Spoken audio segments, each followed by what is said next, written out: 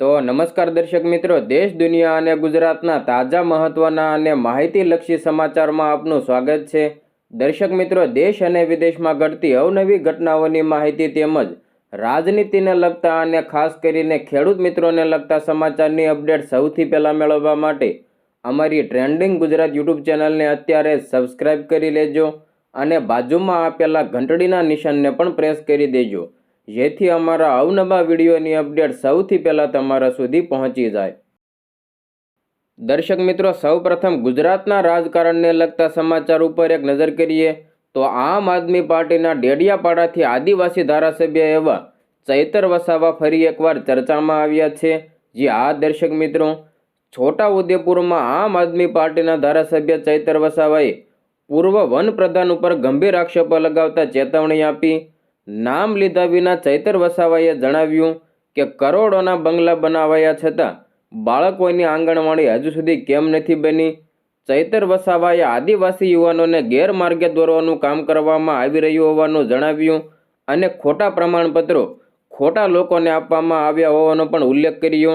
તેમણે નામ લીધા વિના પૂર્વ વનપ્રધાન એવા ગંભીર આક્ષેપો કર્યા અને જણાવ્યું કે સાપુતારા, મુંબઈ, દીવ અને દમણમાં રિસોર્ટ તેમજ હોટલો છે, જે અંગે તપાસ કરવાની જરૂર છે। ચૈતર વસાવાએ વર્ષ 2027માં અમારી સરકાર બનશે તેવા દાવા સાથે કહ્યું કે જ્યારે તેમની સરકાર બનશે ત્યારે તમામ મુદ્દાઓની વિગતવાર તપાસ કરવામાં આવશે અને ગેરરીતિમાં સંડોવાયેલા તમામ નેતાઓને જેલ ભેગા કરવામાં આવશે। હવે મિત્રો આગળ વાત કરીએ તો પાટીદાર અનામત આંદોલનથી જાણીતા થયેલા નેતા એવા હાર્દિક પટેલને લઈને પણ નવી અપડેટ સામે આવી છે। મિત્રો, વસ્તી વધારવા માટે પંચાલ સમાજ બાદ હવે હાર્દિક પટેલે પણ પાટીદાર સમાજને લઈને કરેલા ચોંકાવનારા નિવેદનના રાજકીય પડઘા પડ્યા છે।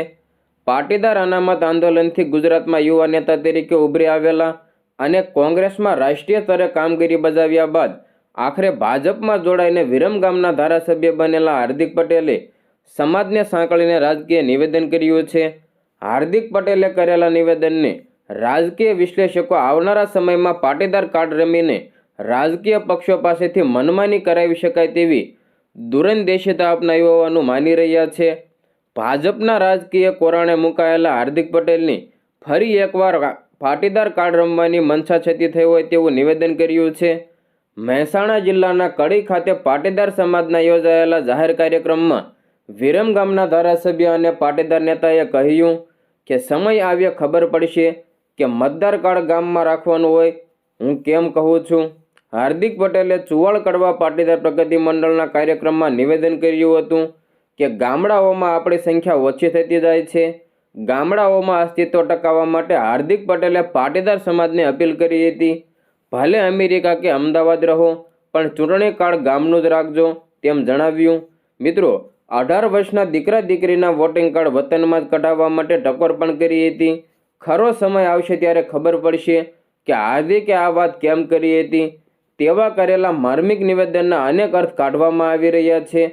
આવનારા દિવસોમાં હાર્દિક પટેલ પાટીદાર વિરુદ્ધ અન્ય સમાજ કે પાટીદારોને રાજકારણમાં કદ પ્રમાણે પદ મેળવવા માટે દબાણ લાવવા માટેની એક ભાવિ ચાલ તરીકે જોવામાં આવી રહ્યું છે। મિત્રો, હાર્દિક પટેલે ગામડા ભાંગી રહ્યા હોવાની ચિંતા કરતા જણાવ્યું કે આવનારા 10 વર્ષ બાદ ગામડાઓની સ્થિતિ શું હશે તેનું ચિંતન કરવા માટે અનુરોધ કર્યો। દેત્રોજ તાલુકામાં હવે 50 પાટીદારો પણ માંડ મળે છે। પહેલા દેત્રોજમાં 8 થી લઈને 9 સરપંચ પાટીદાર હતા, હવે માત્ર એક જ સરપંચ પાટીદાર જોવા મળી રહ્યા છે। હાર્દિક પાટીદારોની સંખ્યા ઘટતા ગુજરાતના રાજકારણમાં પણ પાટીદારોનું રાજકીય પ્રભુત્વ ઘટ્યું હોવાનો સ્વીકાર કર્યો હતો। શહેરોની જેમ ગામડાઓમાં પણ સમૂહ લગ્ન યોજવા હાર્દિક પટેલનું સૂચન કર્યું હતું। દેત્રોજ પંથકમાં જમીન કે પોલીસને લગતા પ્રશ્નોમાં મદદની ચુવાળ કડવા પાટીદાર સમાજને ખાતરી આપી હતી। દર્શક મિત્રો, પાટીદાર નેતા એવા હાર્દિક પટેલના આ નિવેદન વિશે તમારો શું મંતવ્ય છે? તમારા મતે તમે તેમને કેવા મતે જોઈ રહ્યા છો તે કોમેન્ટ બોક્સમાં તમારો મંતવ્ય જરૂર જણાવજો।